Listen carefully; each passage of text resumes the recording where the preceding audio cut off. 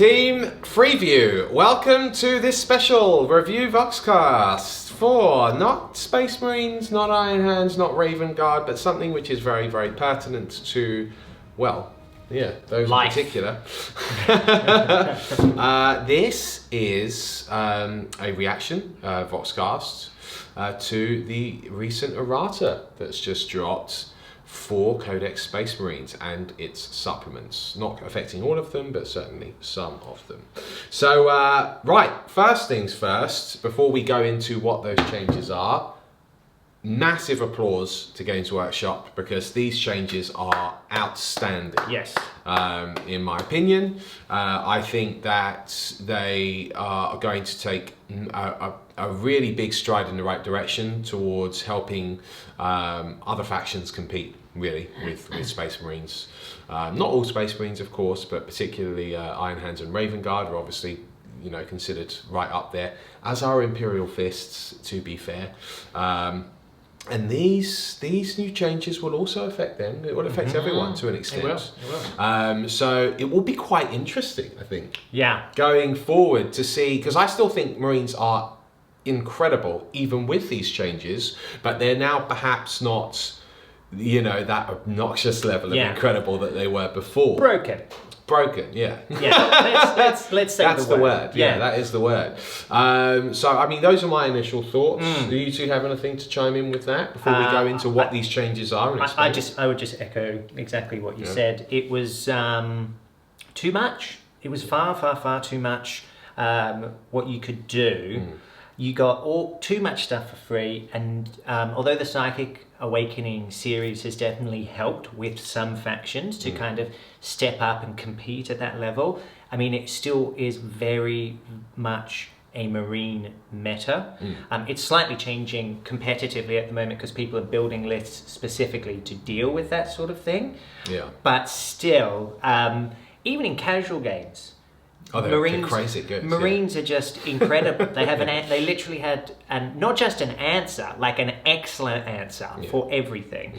And what I'm hoping these changes will see is more balanced lists that, and it'll be more exciting, hopefully, for you Marine players as well. Yeah. Because you'll look at your list and go, okay, so you know, I now need to think about how my army's going to perform over the entirety of the game as we go through our doctrines, rather than that's my doctrine. Why would I change it? Don't need to ever change it. You know, and it will put a bit more spice of life into the games, a bit more variety, hopefully. I think it's a really positive thing. Yeah, I completely agree. Chef? Yeah, 100%. You know, as you say, from a competitive standpoint, even just from like a casual standpoint, this is proper game balance. This is exactly, and the best thing about it is everyone turning around going like, oh, Games Workshop aren't doing anything, Marines have broken the game. Funnily enough, guys, they were listening. Who knew? Yeah. I'm not surprised. You shouldn't be either, really. No. Of course they were paying attention. Yeah. Of course they were looking. It just takes a little while to kind of get the ball rolling on these things because we don't know what they're working on at the moment. Yeah. They have to then come back and visit stuff. Yeah. Now, sometimes it does take things like the Warhammer list to kind of push it over the edge. Yeah. Right, okay. But even something like that wasn't created the day after the Iron Hands Codex dropped out. From what I can gather, the guys took months to get that list. Yeah. But this change is so good competitively, casually, and it fits the fluff more. It fits the design intent more, I think. You know, the whole. I mean, why don't we just talk about it? Why don't we the core thing? You actually did just touch on something which I completely agree with as well. I think obviously it was written and it was played as it was written. But I did always feel, especially with the combat doctrines, that the intention was that they would be like a changing thing, is that the Marines adapt their tactics, you know, on the battlefield. You know, they start with the Devastator doctrine, as they soften the enemy up, then they move into the tacticals as the troops take objectives, and they finish them up. And it even describes it like that in here. I'm sure it does. Rather than someone just going, well, I'm just going to stay in the one doctrine, because you think about it, Space Marines by definition, they're special forces, they're elite. They don't usually come in and hold and take ground and hold that ground for a long time. They're like the sledgehammer to then hand it over to the Imperial Guard or the human militia that will then hold the territory afterwards. But the Space Marines go in there to get the job done. I mean, this is the fluff text for the combat doctrines. When the Adeptus Astartes fight according to the tenets of the Codex Astartes, they employ a strict set of combat doctrines to eliminate the enemy. After pounding the foe with heavy weapons, warriors advance to lay down a hail of bolt of fire before charging forth with chainsaws, roaring to finish the foe. See? It's there in the flavour text. Yeah. Awesome. I love it. I'm on board. So let's go over those changes. If you have missed them, obviously they'll be over on the GW FAQ page. Warhammer community, has shared them, of course. So let's go over these changes right now. So what we have is the first, obviously we've been speaking about it, is the combat doctrines. So they've now changed the fact that you can just stay in the Devastator doctrine, or you can, if you're a Raven Guard, you wait for turn 2 and then you just stay in the tactical doctrine with all of your assault centurions, with all of the bolters on -1 and flamers on -1 and so forth. And so that basically you go Devastator, then you go tactical, then on turn 3 you can go tactical or assault. You can choose, and then turn 4 you have to be assault. Yeah, you have to. That's the key thing. That's the thing. You can't go, oh wait, I'm staying in Devastator. So this is already a massive change to Iron Hands. And Imperial Fists. And Imperial Fists. And Dark Angels. Yeah, it's true. Yeah, I mean it is. It's a massive change to Marines in general. Yeah. But, even if you take it out of the AP, it's removing the super doctrines for more than one turn. Really. That's right. Which is huge. Which is absolutely huge. Now, in order to further reinforce that, what they've now done as well is they've removed the adaptive strategy stratagem. Yep. So that is no longer usable in match play, or any play. I think they just said delete it. Yeah, because it doesn't exist. Yeah, because the idea is, of course, that there's no point having this stratagem which just allows you to just go back on what the spirit of the rule is supposed to be, that these doctrines are used. So they've removed that, and I completely support it. And this is unprecedented in a way by GW, because this is a real, it's not a real-time reaction. Obviously, it took a little while, as you said, but this is the fastest sort of reaction we've had to something which would obviously become a problem in the meta. And when I say the meta, really we are talking about the tournament scene. But as you quite rightfully said as well, it does affect your casual games. Yeah. Because if something's so good... How many stories have we heard of people refusing to play people who take Marines down I don't want to play local games? I don't want to play against. I don't want to play against my mate Tim because he's got Marines, and you kind of go, Tim's 12, dude. Like, yeah. And then the other side, also he beats me. Yeah. And then what about Johnny, who's been collecting Iron Hands? He was a big follower of Ferrus Manus. Okay, He's been collecting Iron Hands. That was the first army that he ever collected in 40k. Huge fan of Iron Hands. They suddenly become like one of the best armies in the game, and then no one wants to play it. Yeah, no one wants to play him. But he just loves his Iron Hands. And you again, said, like we were almost hesitant, or we were almost hesitant to bring the Obsidian Dragons to a game outside of a Tactica because they're that good. You had to bring and I think it was ages and ages ago, and I had I had a bunch of intercessors, some infiltrators, maybe like a Redemptor and a Repulsor. It wasn't a super tough list. But you were like, I've got to bring like 12 Hive Guard. Yeah. I've got to bring 3 Exocrines to even hope. And even then, it was like... Yeah. And I lost that game. Yeah. Big time. But that was not a hard list. So even in a fun casual game, a normal game is what I call them, not competitive. Yeah. You had to step it up. Now they're still good. They're still really good. They are still really powerful, but they will actually reward you for looking. If you want to make the use of that rule, you've got a couple of choices. You can make the use of it and kind of rotate round and have a tool for every job, or you can go all in on one doctrine for maybe a turn or two. Yeah. But you're going to have to... And you need to make sure that you finish it up in one turn now. It encourages a more balanced list. It does. More balanced approach to playing the game, which is absolutely... I just can't support that, enough. That's just brilliant.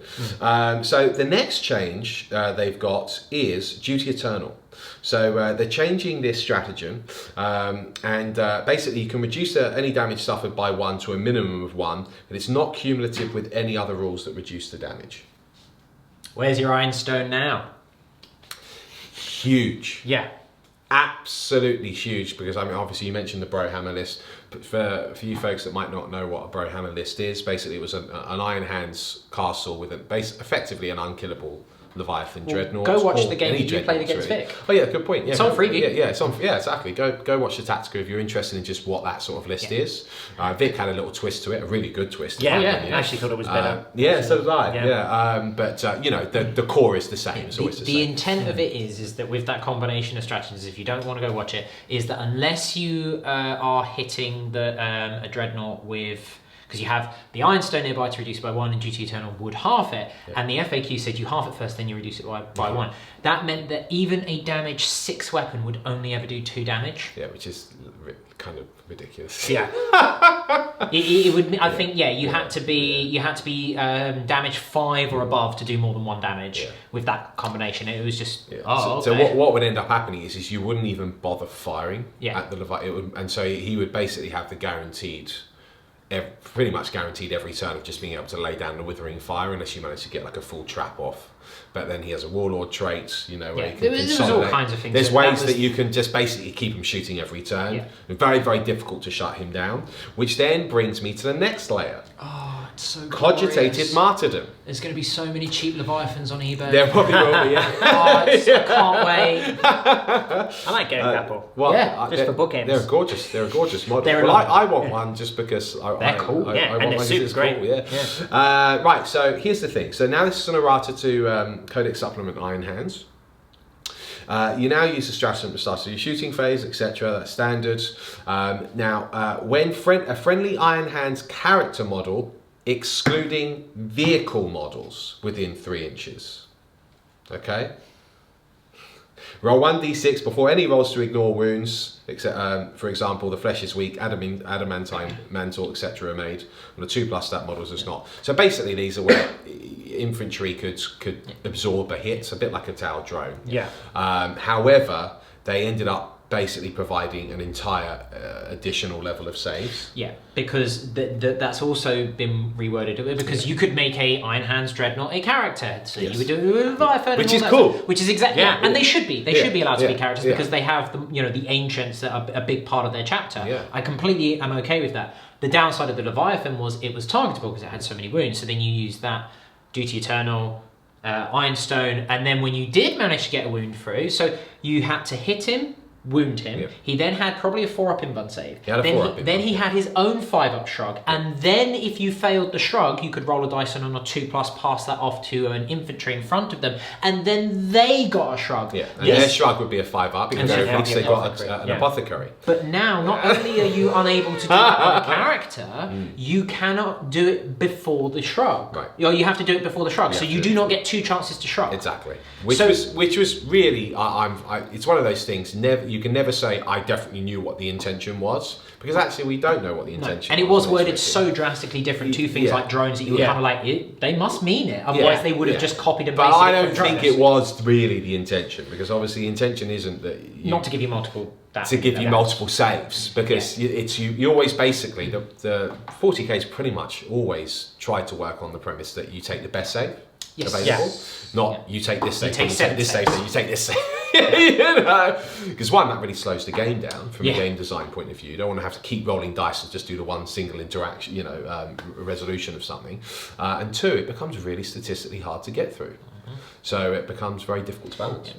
I think we were talking about this the other day, and it was someone did the maths on now the old version of the Leviathan with all of these stacking buffs and things like that, and Las Cannon had a 1.5% chance or something like that of doing 1 damage. Yeah, I mean, it's extraordinary, isn't it? A Las Cannon, what is meant to be the premier anti-tank weapon, and then you'd heal it up anyway next turn. Yeah, exactly. So it's just right. Okay. And that's it. And you can have a flat 3 heal. Like basically, the Leviathan is just not sort of killability list. Now it is. It's still going to be tough, but now it feels like with the changes to Duty Eternal, you've got a bit more of a chance of it. With the changes to Martyrdom, it's actually you've got it for your infantry characters against snipers, which is still really cool. So if you come up against someone who goes, I've got like 6 eliminated, you can go, well, I don't want my warlord being shot at, really. Yeah.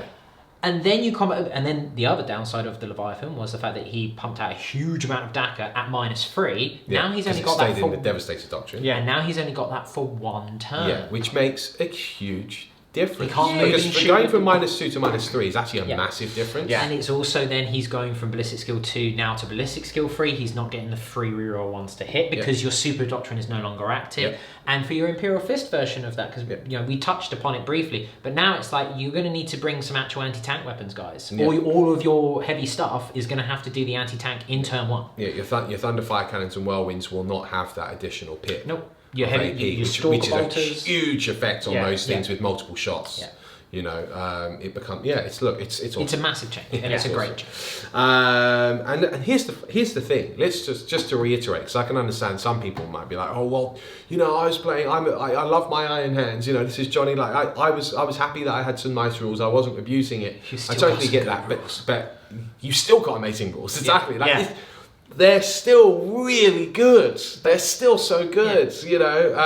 Really good. Yeah, like the points are still amazing. You're such an efficient army, and you've got so many. Look at the size of this book. You've got so many good choices in here that you're going to be fine. Yeah. But it's good to reward the tactical play more. Yeah, This this is a lot. some variety. It's a lot healthier for the game from a tactical Absolutely. perspective, rather Yeah, than just this absolutely. is a pretty auto point and click. Yeah, you don't want an auto take really, do you? Because you end up seeing the same thing then all the time. And that, I love facing Marines, but I'd love facing Marines if there was variety every time. Yes. Yeah. And then that's great. It's really exciting, keeps it fresh. So then the final thing is, which of course is, Games Workshop, you've just blown it out the park. You just absolutely nailed it. And again, it wasn't really in the spirit of the rule, but of course it was perfectly valid for what it was. They've taken this as obviously an errata for Raven Guard supplement now. You can no longer infiltrate with your Centurions. I've been saying this for months. Yeah. It's glorious. I mean, it's great. Now you could obviously that's Centurions. Now someone might be like, oh yeah, but So that's the Warlord trait, by the way. Sorry, guys. that's not. Change the first sentence of this Warlord trait. Yes. So you can still use the I can move. Yes. You can still deep strike them, You can which still is deep cool. strike them, which you is know, immense. Yeah. But you just can't start them 9 inches away and then move them and advance them and then move them again. Yes. Yeah. Which basically guaranteed turn 1 charge Yeah. if you went first. Yeah. Now you can still do that with things like Terminators if you wanted to. Yes. And you know what? I'm kind of okay with that because they had the Deliverers in the Heresy. They had the elite bodyguard. Somehow these Terminators appearing out and you're like, oh no. That's really cool. So there's still things that you can do with it, but it's just not I'm going to take 6 of them and do that. Yeah. Looking at their points and the damage output, that is offset by the fact that they're super slow, and that completely negated disadvantage for so cheap. Yeah. And still deep striking Centurions with It's the Raven cool. Guard is horrifically good. Yeah. Yeah. Because you're coming and you're going to your tactical doctrine. Well, you'll have to be. Yeah. Well, one, you have to be, yeah. But two, that's good for your assault Centurions anyway. That's what you want to be. Yeah. So, it's not completely wrecking your army, but then also, likewise, if you're carrying on to turn 3 and 4, those assault Centurions aren't still putting out a horrific amount of firepower with the -1 on it as well, which is just so nasty. Yeah. You still got that until turn 3. Yeah, which is really good. It is really good. Yeah. And hopefully this will sort of encourage a bit more viability in builds. Like an Imperial Fist army. Yes, you kind of want to go for the for the 3 damage bolt guns, but you know what? Now you might kind of go, actually, I'll probably take a couple of bolt rifles because they're still really good with Imperial Fist. Yeah. You've got the extra hits on 6s, you're ignoring cover, you'll be -2. Yeah. But you might not go, I'm going to run 60 of them all with Stalkers. You might go, I'll tell you what, I'll probably run maybe 10, 20 Yeah. with Stalkers, and then the rest with bolt rifles. That's still pretty scary. Yeah, I don't want to play that. I mean, the thing is, the Marines are still really scary. I mean, I'm thinking about it now, and I'm still, and obviously I'm using Grey Knights competitively this year, but for now at least, anyway, I'd still be scared facing Marines, but I wouldn't feel like you just couldn't win. I'd feel like now, okay, this is we've got some interesting options. It's just a lot healthier for competitive play and the game's health as a whole. Yeah. Even if you took competitive completely out of it, as we've sort of said, it's just from a casual play. I won't worry so much anymore if we bring Obsidian Dragons to a non-Tactica game. Yeah. No.